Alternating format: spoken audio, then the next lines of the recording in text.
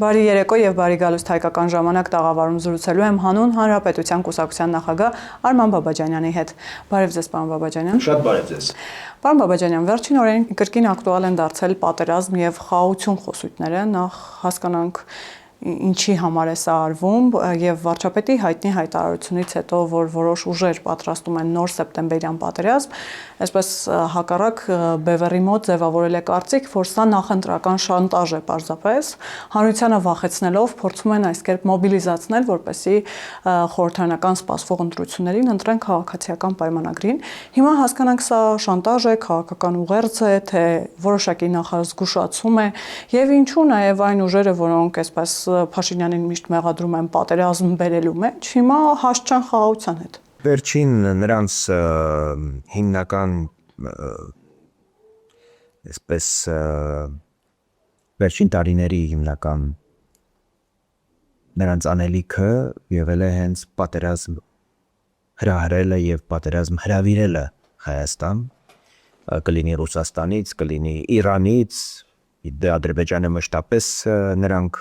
դիտարկել են որպես պոտենցիալ պատերազմի աղբյուր,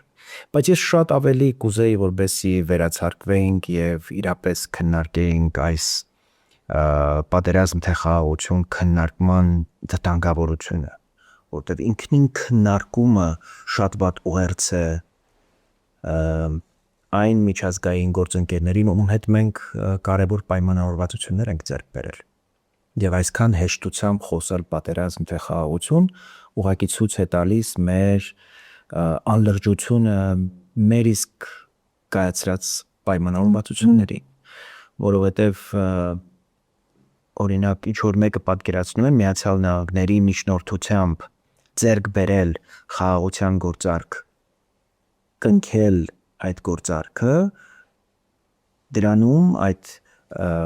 փաթեթի մեջ ստանալ էներգետիկ համագործակցության համաձայնություն, շուրջ 4 միլիարդ դոլարի տեխնոլոգիական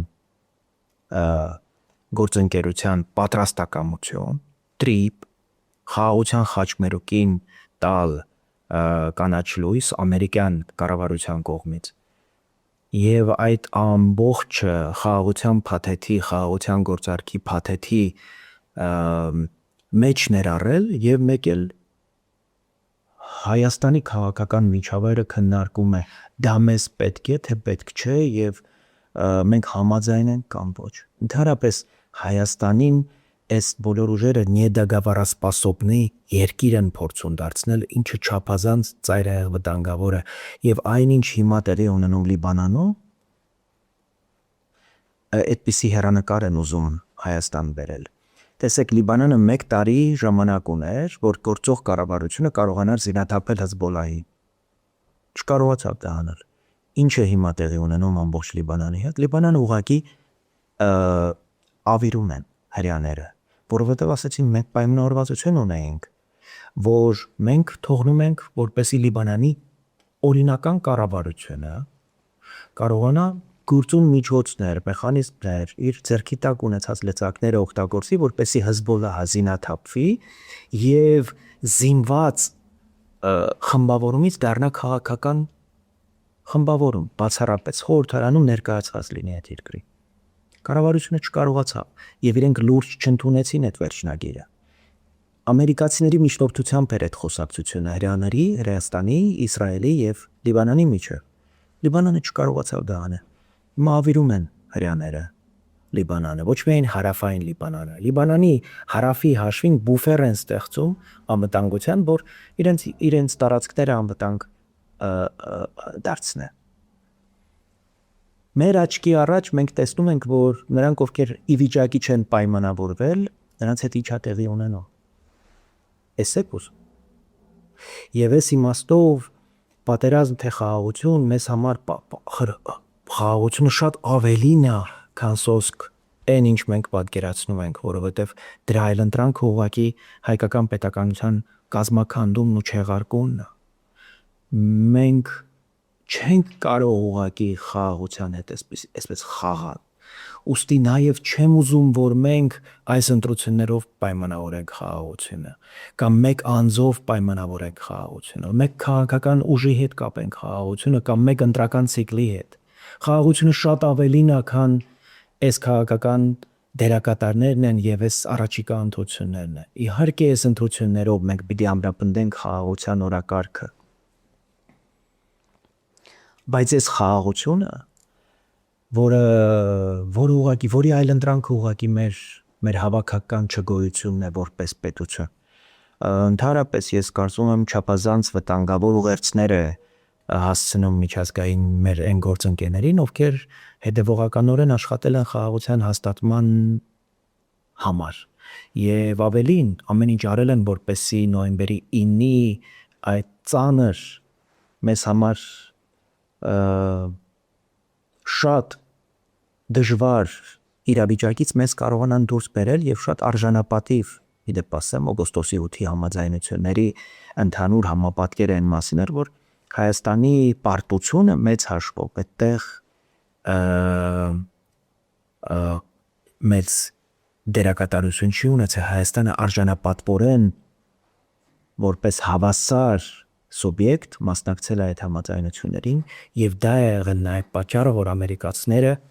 այդ գործարքի մեջ շատ ավելի մեծ տնտեսական, տեղեկատվական, տեխնոլոգիական ահռելի, այսպես չափաբաժին են նաեւ հատկացրել հենց Հայաստանի հետ համագործակցության, այլ չասած, որ փոխնախագահ Ջեյ Դի Վենսի այցի ժամանակ դրան ավելացավ նաեւ անվտանգային կոմպոնենտը, երբ Հայաստանի եւ Միացյալ Նահանգների հետ մենք փաստորեն նաեւ ստացանք կառավարության ուրեմն կանաչ լույսը տեխնոլոգիական ռազմարդյունաբերությամբ զբաղվող ընկերությունների հետ անարգել աշխատանքի։ Եվ այս իմաստով անկեղծորեն այն բոլոր հայտարարությունները, այդ թվում նաև սահմանադրության տեքստի եւ դրա պրեամբուլայի հետ կապված պահանջները եւ առասարակ սահմանադրական հանրաքվեն ամբողջությամբ տանել եւ ադրբեջանական, այսպես ասած, պահանջների ուղեծրում տեղամորելը ծայրաստիճան վտանգավոր է։ Գիտեք, իմ համոզմամբ այս բոլոր քննարկումները պատերազմի եւ խաղաղության եւ օրինակ սահմանադրության շուրջ այս բոլոր հայտարարությունները, որ հնչում են հատկապես հակառակ ճամբարից, չափազանց օգնում են Ադրբեջանին ապագայում լեգիտիմացնել ցանկացած գործողություն Հայաստանի դեմ։ Ալիևը ամենամեծ շահագրգռված կողմն է, որպեսզի Հայաստանում ավելի շատ խոսվի պատերազմի հնարավորության, այս սահմանադրությունը ոչ մի դեպքում չփոխելու մասին, որովհետև դա իրեն միջազգային իր գործընկերների մոտ շատ ավելի մեծ, այսպես, ապացույցներ է ստեղծում, որ հայ ժողովուրդը խաղաղ չի ուզում ապրի, որ հայ ժողովուրդը այդ Արարատի եւ Դադիվանքի լուսանկարների տակ քաղաքական միջոցառումներ անելը շատ ավելի է կարևորում, քան սառը հաշվարկված պետականությունը ամրապնդելու եւ մեր տարածքային ամբողջականության շրջանակներում մեր քաղաքական կյանքը կազմակերպելու ուրեմն որոշում է կայացնում։ Մենք այս լրջությամբ չենք մոտենում այս հարցերին, փոխարենը կարծում ենք, որ այդ էմոցիաների եւ այդ հույզերի վրա քաղաքական դիվիդենտները երկար այսպես կյանք կարող են ունենալ եւ կարող են Հայաստանին անվտանգություն շնորհել։ Դե իրականում ամեն օր մենք ավելի ու ավելի համոզվում ենք, որ այն իրականությունը, որի մեջ մեզ պահել եւ ապրեցրել են, դա դրսից թելադրված այսպես մի օթապարիկ է եղել, որպեսզի հայ ժողովուրդը իրեն Հարմար չզգա այն տարածքում, որտեղ ինքը կա։ Մշտապես տարածքային հավակնություններով, այս երազանքներով եւ մշտական այս արնահոսելու, այս վերքերի մեջ շարունակի ոչ թե ապրել, ոչ թե արժանապատվորեն ապագային նայել, այլ արնահոսել, այլ գոյատևել։ Եվ այս իմաստով իհարկե չափազանց տխուր է իրավիճակը, երբ այս ընտրությունները իրականում պիտի լինեին ոչ թե պատերազմ, թե խաղաղություն, այլ թե մենք ինչպես պիտի մեզ ընձեռված այս պատուհանը խաղաղության ամեն օր օգտագործենք ավելի ամրապնդելու, ավելի շենացնելու, ավելի խորացնելու այն բոլոր գործընկերների հետ հարաբերությունները, որոնք ճանաչում են Հայաստանի ինքնիշխան գոյությունը եւ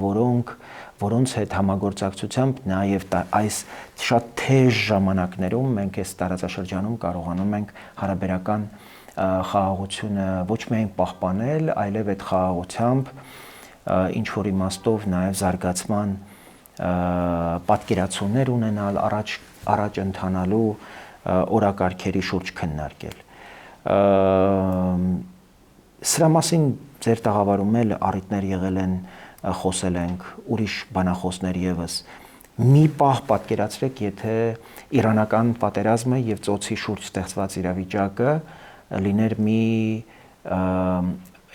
մի հանգրվանում, երբ օգոստոսի 8-ի պայմանավորվածությունները տեղի չեն ունեցել եւ Հայաստանի եւ Ադրբեջանի միջև այդքան հիմնարար պայմանավորվածություններ չեն կայացել։ Ինչ պիտի լիներ տարածաշրջանի, հատկապես հարավային Կովկասի, իսկ գուցե ավելի լայն Թուրքիայի եւ Ռուսաստանի ներգրավվածությամբ ինչ իրավիճակ կարող ենք այստեղ ունենալ։ Եվ բոլոր նրանք, ովքեր կասկածում են Միացյալ Նահանգների նախագահի եւ Միացյալ Նահանգների որպես վկա եւ որպես միջնորդ Հայաստանի եւ Ադրբեջանի միջև ձեռք բերված պայմանավորվածությունների քաշը, նշանակությունը, կշիռը թող տեսնեն, թե մենք ինչ արդյունք եւ ինչ նաեւ պայմանների մեջ ենք այսօր, երբ մեր ուղիղ հարևանությամբ մենք տեսնում ենք, թե ինչ զարգացումներ են եւ ինչ ծանր իրավիճակ է։ Մի իրավիճակ, որի վերջն արդյունքը դեռևս տեսանելի չէ եւ մենք չգիտենք դրա արդյունքում այդ հակամարտության ավարտին ինչպիսի նոր իրավիճակ ենք ունենալու Մերձավոր Արևելքում, ծոցի երկրներում եւ դրա ազդեցությունը մենք դեռևս չենք կարող պատկերացնել Հարավային Կովկասի վրա եւ այդ թվում նաեւ պայմանավորվածությունների, որոնք կայացել են Միացյալ Նահանգների հետ, որոնք առնչվում են նաեւ սահմանային այն ենթակառուցվածքներին, որոնք այս կամ այն կերպ շոշափում են TRIP-ը եւ միջին միջանցքը ու այդ ամբողջությունը, որ Կենտրոնական Ասիայից կապվում է դեպի Եվրոպա։ Պարոն Բաբաջանյան, ասացիք, որ Դադիվանքի Արարատի մասին խոսակցությունները օգնում են Ալիևին, բայց ինչ եք կարծում, նույն քաղաքական ուժը, այս դեպքում Հայաստան դաշինքը դրանք անում է Ալիևին օգնելու համար, կամ օրերս Ռոբերտ Քոչարյանը, կարելի ասել արդեն ոչ ֆորմալ քարոզարշավը սկսվել է, իր աջակիցներին հանդիպման ժամանակ խոստանում էր, որ այո, Արցախի վերադարձի իրավունքի մասին պետք է հարցը տակ պահել եւ հետո արդեն վերադարձը կազմակերպել, անհնարին բան չկա։ Հիմա նման խոսակցությունները ինչ նպատակով են արվում։ Վստահ չեմ, որ դրանք արվում են Ալիևին օգնելու համար։ Ինչ նպատակով է Ռոբերտ Քոչարյանը խոսում այն մասին, որ ըստ էության Ղարաբաղյան հակամարտությունը ինչ որ իմաստով դեռևս ավարտված չէ, հարցը փակ չէ։ Քոչարյանը պարզ տեքստով ասել է, որ ընդհանրապես միութենական պետության մաս կազմելը իր քաղաքական օրակարգի մաս է։ Ռոբերտ Քոչարյանը մի քանի անգամ ուղիղ Հայաստանի դեմ սուտ մատնություններ է արել, ըստ էության Հայաստանի իշխանություններին եւ Հայաստանին մեղադրելով պատերազմի սանձազերծման մեջ, հրահրման մեջ։ Ռոբերտ Քոչարյանը պարզ տեքստով տարածքային պահանջներ է ներկայացրել Հայաստանի հարևաններին, չմասնավորեցնելով թե կոնկրետ որ երկրին նկատի ունի, ասելով, որ 29743 կիլոմետր տարածքը Հայաստանին չի կարող բավարարել։ թեև իր պաշտոնավարման օրոք ոչինչ չի արել, որպեսզի արտագաղթի տեմպերը նվազեն, քաղաքական, տնտեսական, սոցիալական իմաստով այնպիսի ռեպրեսիաներ է իրականացրել, որոնք ոչ մի կերպ չէին օգնում, որպեսզի մենք մեր եղած ռեսուրսները նաև մարդկային կարողանայինք պահպանել եւ մեր երկրում ուրեմն ստեղծելու, արարելու, բիզնես զարգացնելու, քաղաքական միտքը եւ իրավունքը զարգացնելու հնարավորություններ եւ հեռանկարներ ստեղծվեին։ Հակառակը կարծում եմ այդ ռեպրեսիաները եւ որոնք ավարտվեցին հատկապես իր պաշտոնավարման վերջին շրջանում մարտի 1-ով պայմանավորված տասնյակ հազարավոր մեր հայրենակիցներին ուղղակի Հայաստանում ապրելու հույս եւ հեռանկար չթողեցին, մարդիկ լքեցին։ Այդ է Ռոբերտ Քոչարյանի պաշտոնավարման գնահատականը։ Բայց հիմա էլ ներգաղթյալների հետ է հանդիպում Սփյուռքից, ասում է մենք Սփյուռքի ներուժը օգտագործում ենք, իմ կառավարման տարիները այդ իմաստով լավագույնն էին։ Ինչպես է օգտագործվել Սփյուռքի ներուժը, հասկանանք նաև դա, եւ արդյոք Սփյուռքի մոտ վստահություն կար նույն Ռոբերտ Քոչարյանի իշխանության հանդեպ։ Ես ուզում եմ, որպեսզի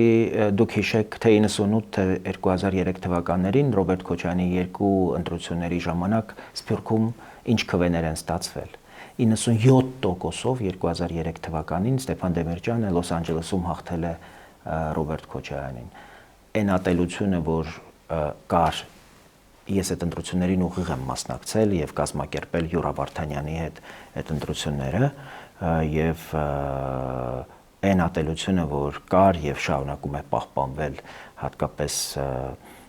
արևմուտքում մեր ամենահայահոծ համայնքում Ռոբերտ Քոչարյանի նկատմամբ, դա չտեսնված եւ չլսված բան է։ Ես չգիտեմ ում վրա է ուզում հենվել, գուցե դաշնակցական են շրջանակների, որոնք որ ավանդաբար նրան աջակցել են եւ այսօր այդ 100-ամյա, 130 տարեկան ուղղակի փառահեղ պատմություն ունեցող կուսակցությունը տարել փալասի պես փռել են Ռոբերտ Քոչարյանի տակ, ուղղակի ջնջելով այդ կուսակցության պատմությունը։ Այդ արդեն պատասխանատվությունը կմնա դաշնակցականներին, բայց դուք չեք գտնի մի ռամկավար եւ մի հնչակ, որ Ռոբերտ Քոչարյանի վերաբերյալ մի դրական բան կասի, չեք գտնի Հայաստանից մեկնած մի որևէ պարկեշտ Սփյուռքում տնավորված մի քաղաքացի, որ Ռոբերտ Քոչարյանի վերաբերյալ որևէ դրական բան կասի։ Կարծում եմ այդտեղ մենք հիմնարար կերպով պիտի նաև վերատեսության ենթարկենք Սփյուռքի հետ մեր հարաբերությունները եւ ամբողջությամբ պիտի նաև փոխենք կոնցեպտը։ Մենք պիտի դադարենք Սփյուռքից մշտական այսպես ակնկալիքի ինչ որ բան ակնկալելու այս մեր քաղաքականությունը։ Ժամանակն է, որ մենք Սփյուռքին տանք որպես Հայաստան եւ հասկանանք ընդհանրապես մեզ պետք է որպեսի Սփյուռքը որպես Սփյուռք շարունակի գոյություն ունենալ, թե մեր նպատակն է որպեսի մենք Սփյուռքը որպես նաեւ Հայաստանում ժողովրդագրական խնդիր լուծելու համար կարևոր ֆոնդ օգտագործենք։ Օրինակ Իրանի հետ տեղի ունեցողը Հայաստանի կառավարության համար եւ գործող եւ ապագա կառավարության համար կարող է դիտարկվել որպես մարդկային կարևոր ռեսուրս եւ մենք ինչ որ ծրագրերով խրախուսենք, որ հնարավոր ելքերը այս պատերազմի կարող է մարդկանց մոտ մտադրություն առաջացնի Հայաստան տեղափոխվել։ Մենք ունենք այդ ուրեմն հնարավորությունները ուրեմն մեր հայրենակիցներին աջակցելու եւ Հայաստանում պահելու։ Սիրիայի դեպքերից հետո այդ անպատրաստ վիճակից դասեր քաղել ենք, որտեղ Լիբանանում նույն հեռանկարն է եւ չի բացառվում, որ մեր հայրենակիցներին շտաբ նաեւ այնտեղից տեղափոխելու հրամայականի առաջ կանգնենք։ Ես այս տեսակ հարցեր կուզեմ քննարկել։ Այն ինչ ասում է Ռոբերտ Քոչարյանը, այնքան կտրված է իրականությունից, թե Սփյուռքի մասով, թե Արցախի մասով եւ ընդհանրապես կարծում եմ, որ Ռոբերտ Քոչարյանը, որ մարմնավորում է եւ խորհրդանշում է այդ ամբողջ ռուսական ուժերի համախումբը իրենց հայտարարությունները եւ երաշխավորի մասին եւ երաշխավորների մասին եւ ընդհանրապես անվտանգության պատկերացումների մասին Հայաստանին զրկում է սուբյեկտայնությունից, Հայաստանին ընդհանրապես չի դիտարկում որպես ուժ, որը ի վիճակի է ինքնուրույն որոշումներ կայացնել եւ խաղաղության ու պատերազմի այս քննարկումների մեջ չափազանց կարեւոր է որպեսզի մեր ժողովուրդը վերջապես հասկանա ինքը կարող է լինել որոշող պատերազմի թե խաղաղության, թե մենք այդ հարցերը կրկին պատվիրակում ենք երրորդ երկրներին, որպեսզի մեր զավակների, մեր եղբայրների, մեր հայրերի, մեր հավաքական զրկանքների գնով շարունակենք վճարել երրորդ, չորրորդ կողմերի պայմանավորվածությունները եւ իրենց կերուխումի հաշիվ փակողը շարունակենք մենք լինել։ Պարոն Բաբաջանյան, կներեք, դիլեման դա է։ Մի կողմից ասում են ուժեղ, մյուս կողմից ասում են գանք երաշխավոր բերենք։ Այո, դե որտեղ մեր պատկերացումները ուժեղի եւ իրենց պատկերացումները հիմնավորապես տարբերվում են։ Ուժեղի մասին մեր պատկերացումները օրինակ ազատ եւ հավասար մրցակցային պայմաններն են, որոնք հնարավորություն կտան մեզ գնալ հիմա շարժվել դեպի ընտրություններ։ Հիմա մենք ուզում ենք օրենքի սահմաններում մեզ օրենքով տրված նյութական միջոցները գեներացնել եւ մասնակցել ընտրություններին։ Այս մարդիկ միլիարդատերեր են եւ իրենց ուժը եւ ուժեղ Հայաստանը պատկերացնում են, որ կարող են բերել իրենց միլիարդները եւ օրինակ Հայաստանում քաղաքական իրավիճակ փոխել։ Եվ այո, օգտվել մեր ժողովրդի սոցիալական կարիքների հանգամանքից, օգտվել աղքատության մակարդակից, օգտվել առհասարակ մեր տնտեսական խեղճ վիճակից եւ դա փորձել կապիտալիզացնել, քաղաքական կապիտալ ստեղծել։ Այ ամենամեծ անբարոյականությունը եւ վերաբերմունքը սեփական երկրին, սեփական ժողովրդին, սեփական պետությանը հենց սա է։ Ի տարբերություն օրինակ այսպիսի օլիգարխիկ իրականություններ եղել են շատ ու շատ հետխորհրդային երկրներում, որտեղ նույնիսկ Ռուսաստանում մեծ հարստություն կուտակած մարդիկ հասկացել են, որ իրենք չպիտի դառնան գործիք Ռուսաստանի պետության ձեռքին եւ հրաժարվել են Կրեմլի, անձնապես Պուտինի հանձնարարականները կատարել։ Եվ դա իհարկե արժեցել է, որ իրենք դուրս գան Ռուսաստանից եւ այլևս տնտեսական գործունեությամբ չզբաղվեն։ Ես Վրաստանից ձեզ կարող եմ օրինակներ տալ, Կախա Բենդուկիձեի նման բացառիկ տնտեսագետը, որ ահռելի նաև կապիտալ էր կուտակել, որոշեց, որ իր հայրենիքը Վրաստանն է, ոչ թե Ռուսաստանը։ Այս մարդիկ Հայաստանը չեն դարձրել եւ չեն ընկալում որպես հայրենիք։ Իրենք շարունակում են իրենց հայրենիքը նկատել եւ պահել իրենց մտքում Ռուսաստանը, որտեղ իրենց հիմնական կապիտալն է։ Եվ այդ կապիտալից ստացվող եկամուտները եւ միջոցները կախված են այն աշխատանքից, որ իրենք հիմա անում են մեր ժողովրդի հետ։ Եվ իհարկե հանձնարարություն է իջել եւ այդ կապիտալը պահելու գինը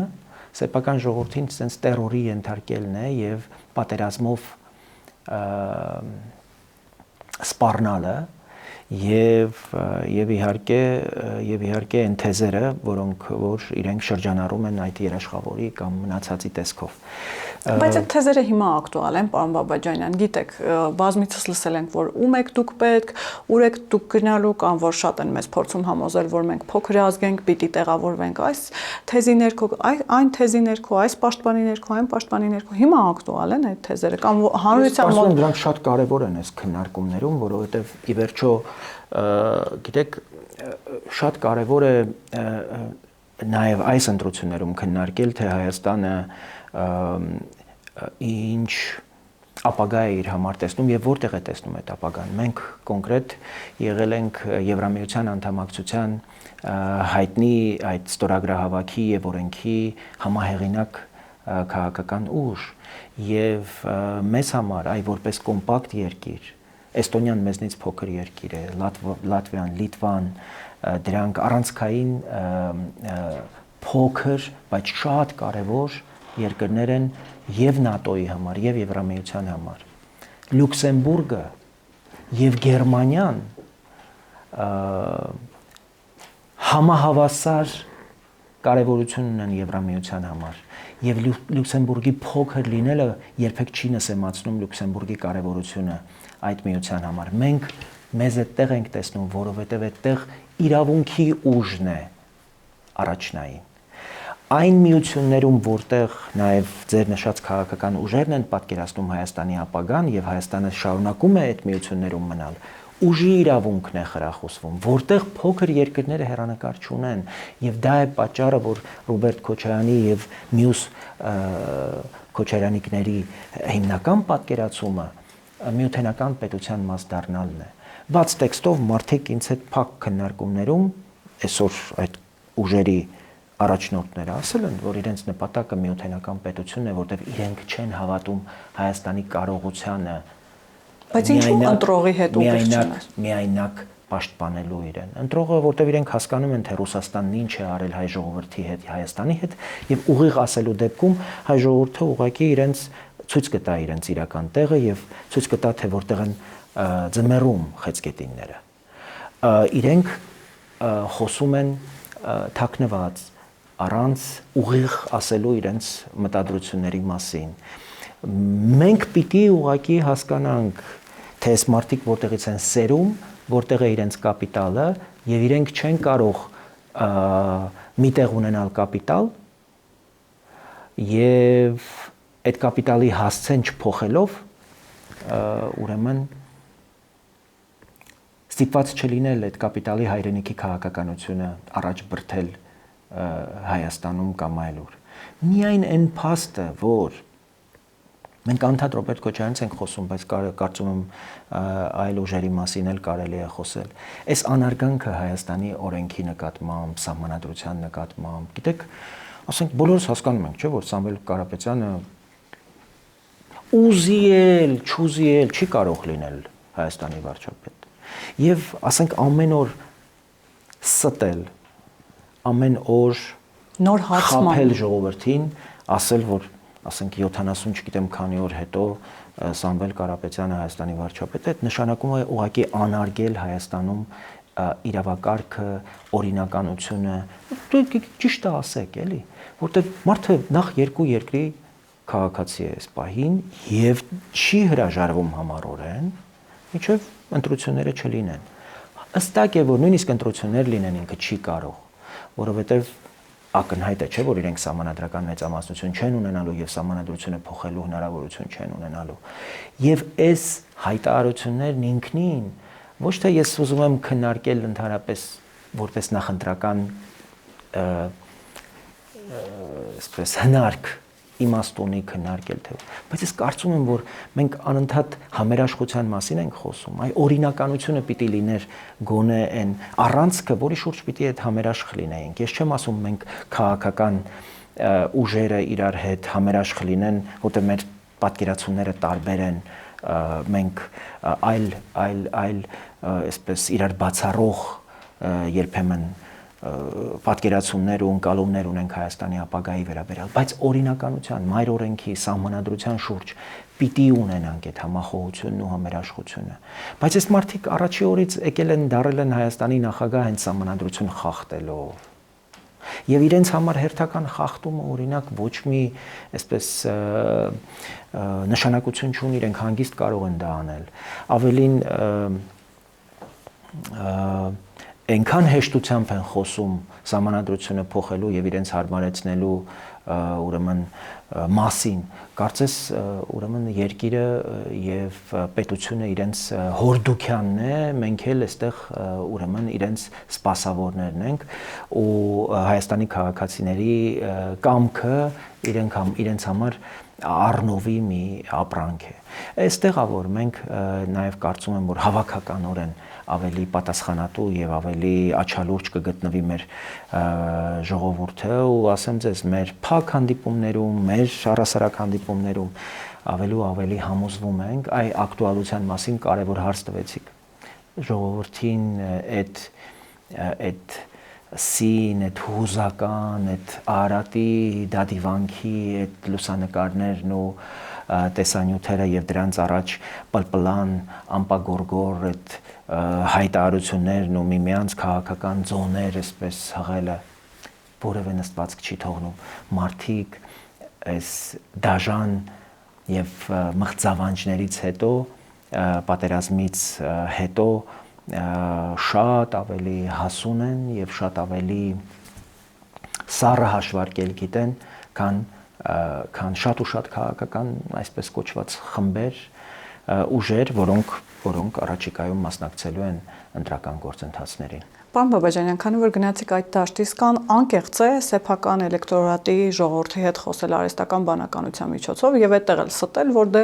արգելք կա խոսքի հետ կապված։ Եվ կամ անկեղծ է, որ Նարեկ Կարապետյանը արևմտյան լրատվամիջոցներին ամենատարբեր հարցազրույցներ է տալիս եւ ասում է, որ այո, TRIP-ը լավագույն պրոյեկտն է վերջին տարիներին եւ այդ նախագիծը իրենք ողջունում են, այդտեղ Ամերիկայի Միացյալ Նահանգները ոչ միայն վկապիտիլին չինացիներին բերեն եւ ռուսներին։ Միաժամանակ, այսինքն որտեղ TRIP-ի գաղափարն ինքնին միանգամից կազմակերպել, թույլ չտալ, որ TRIP-ը գոյություն ունենա։ Դե ակնհայտ է, իրենք հասկանում են, որ արևմտյան ձայներ կան եւ ինչ անել, որպեսզի այդ դաշտից էլ ձայներ ունենան եւ ինչեր չես անի, հա, պետք է լինի ուրեմն Միացյալ Նահանգներին ուրեմն անհրաժեշտ գովասանքի տեքստերել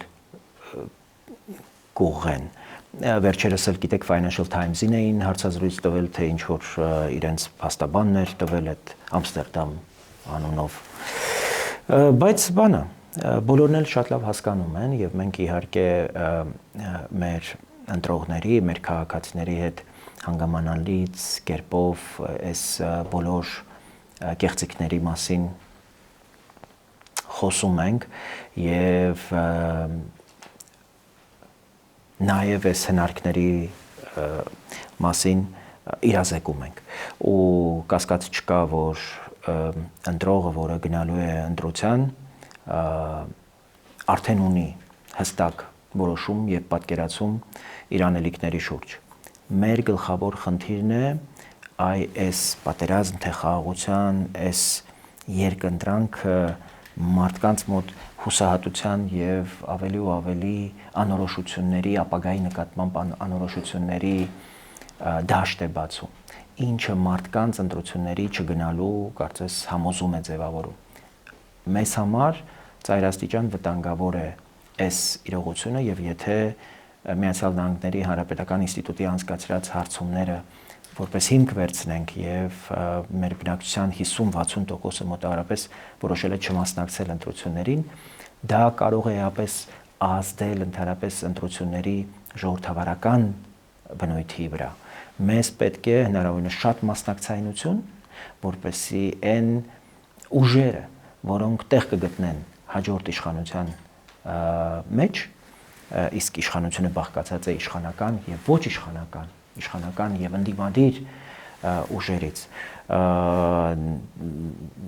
հնարավորինս շատ քվեներով կարողանան իրենց մանդատը 5 տարի ուրեմն ծառայեցնել մեր ժողովրդին։ Քիչ մանդատներով, իսկ մենք այդպիսի ընտրություններ ունեցանք, վերջին ընտրությունները 2023 թվականին էին, Երևանի ընտրություններում սոսկալի ցածր մասնակցություններ։ Մենք այդպիսի մասնակցություն չպետք է թույլ տանք։ Մենք պիտի ունենանք որակյալ մասնակցություն, այդպիսի միայն մեծ թվերը կարող են երաշխավորել իրապես որակյալ ընտրություններ, որոնք ոչ ներսում, ոչ դրսում մեր միջազգային գործընկերների մոտ կասկած չեն հարուցի այն օրակարգերի, խաղաղության օրակարգերին մեծ ուրեմն կոնսոլիդացնող եւ բոլոր այսպես քաղաքական այն ուժերը, նաև ժողովրդավարական հատկապես ուժերը, որոնք աջակցում են այդ օրակարգին, բայց այլ պատկերացումներ ունեն իշխանությունից տարբերվող պատկերացումներ ունեն դրան հասնելու համար, ես կարծում եմ, որ այս ընտրություններով ավելի պարզ կլինի ընդհանրապես Հայաստանի ապագայի, Հայաստանի հարատևությանը նվիրված քաղաքական ուժերը որոնք են եւ նրանք որոնք որ ընդհանրապես Հայաստանի ապագայի եւ Հայաստանի հետ կապ չունեն, այդ ուժերն էլ վերջնականապես ուղղակի դուրս կդրվեն մեր քաղաքական միջավայրից։ Տարօրինակորեն այդ ռուսական բոլոր ուժերը իրենց անվանումներում ունեն Հայաստան անունը։ Բարգավաճ Հայաստան, Ուժեղ Հայաստան, չգիտեմ, Մայր Հայաստան, սա էլ մի այլ անոմալիա է, որին կարծում եմ պետք է ուշադիր լինի մեր ընտրողը եւ իր որոշումներում պետք է նաեւ այդ հանգամանքը հաշվի առնի։ Պարոն Բաբաջանյան, տեսեք, նաև ռուսամետ ուժերի մոտ մեկ այլ հանգամանք էլ կա, որ բոլորը այսպես շատ համախմբված են, կոնսոլիդացիա կա, հին ու նոր ուժեր, մարդիկ, որոնք կարծես թե երբեք չէինք պատկերացնի, որ կարող են համագործակցել միմյանց հետ, օրինակ նույն ՀԱԿ-ը, որ վարչապետի տեխնացում ունի, խորհուրդ է տալիս միանալ Սամվել Կարապետյանին, որովհետև փրկությունը նրա մեջ է տեսնում, եւ այսպես շարունակ այս ուժեղ կոնսոլիդացիան եւ իրենց գերագույն գլխավոր նպատակը բոլորն էլ հայտարարում են, որ Նիկոլ Փաշինյանը իշխանությունից հեռանա։ Հիմա ինչու նույն համախմբվածությունը չկա ժողովրդավարական ուժերի մոտ եւ նաեւ ինչ է նշանակում նրանց այս համախմբումը։ Ընդհանրապես կարծում եմ, որ եւ Նիկոլ Փաշինյանի եւ քաղաքացիական պայմանագրի հաջողության բանալին ժողովրդավարական շատ ուժերի ներգրավումն է քաղաքական գործընթացներում եւ խորհրդարանի աշխատանքներում, որքան շատ լինեն ժողովրդավարական ուժեր, որոնք աջակցում են խաղաղության օրակարգը եւ գործընթացները, այնքան ավելի քիչ կթիրախավորվի Նիկոլ Փաշինյանը եւ քաղաքացիական պայմանագիրը, քանի դեռ խաղաղության գործընթացը կախված է մի քաղաքական գործչից, մի քաղաքական ուժից եւ առաջիկա ընտրական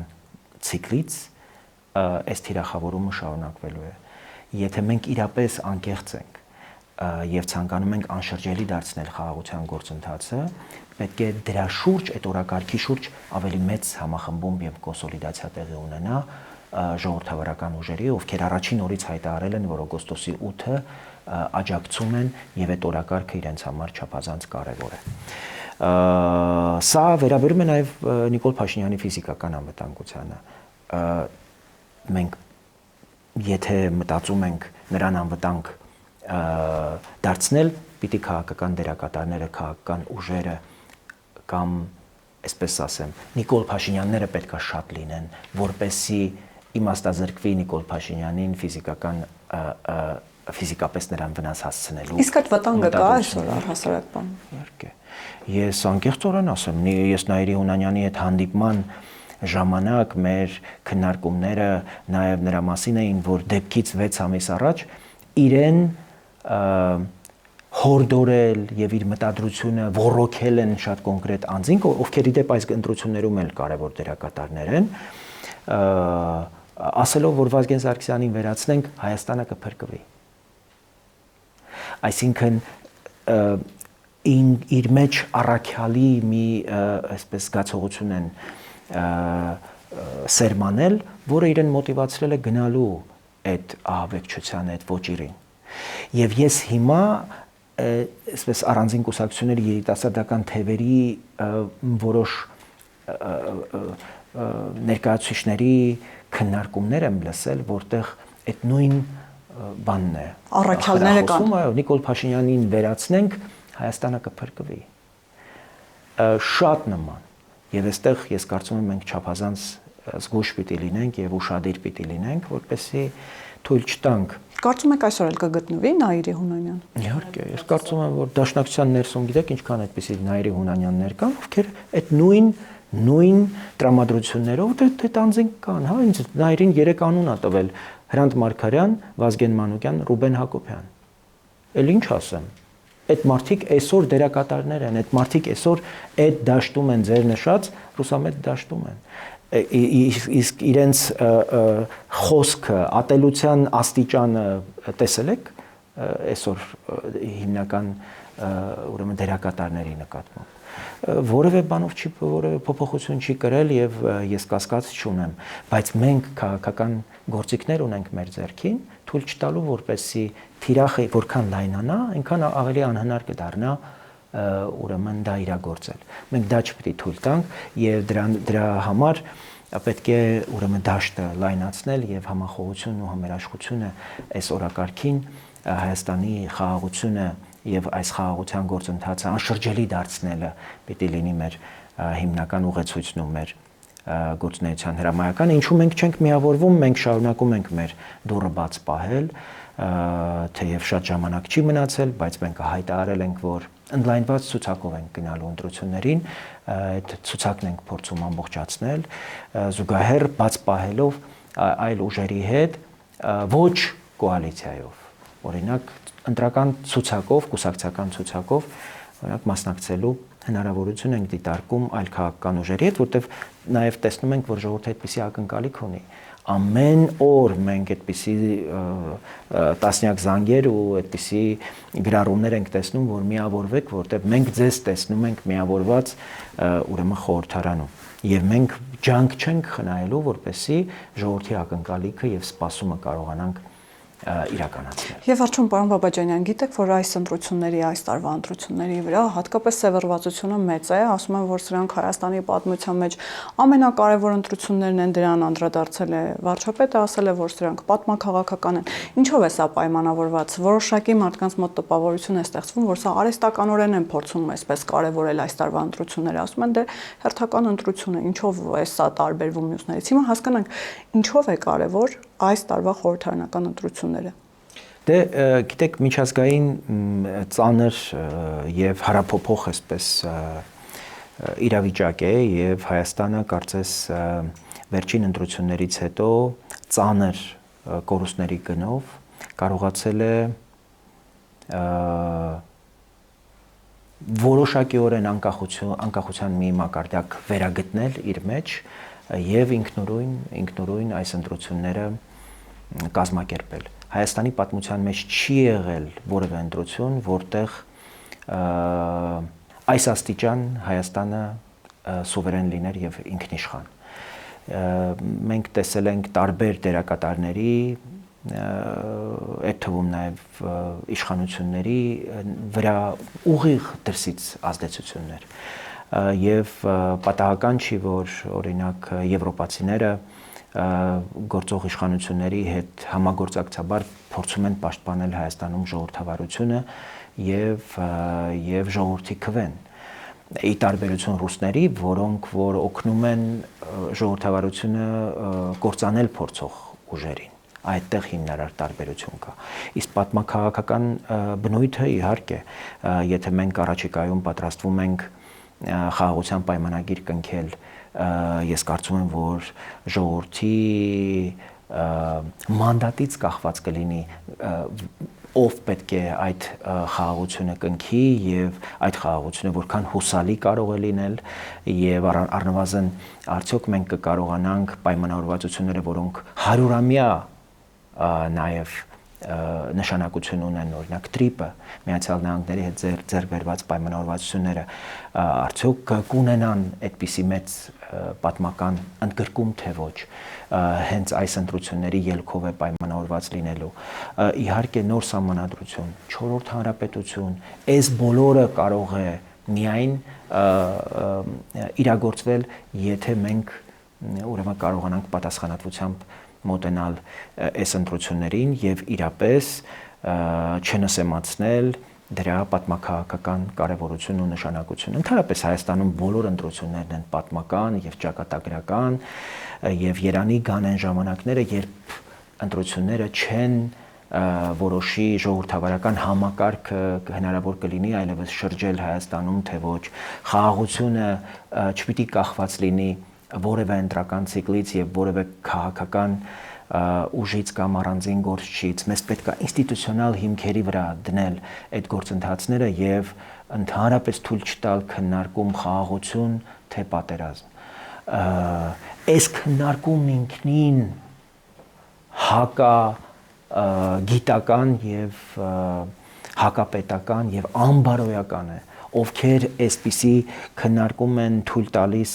մեր ժողովրդի եւ մեր պետության թշնամիներն ու հակառակորդներն են եւ նրանք ովքեր ոռոգում են այս խոսույթը եւ այս դիլեման փորձում են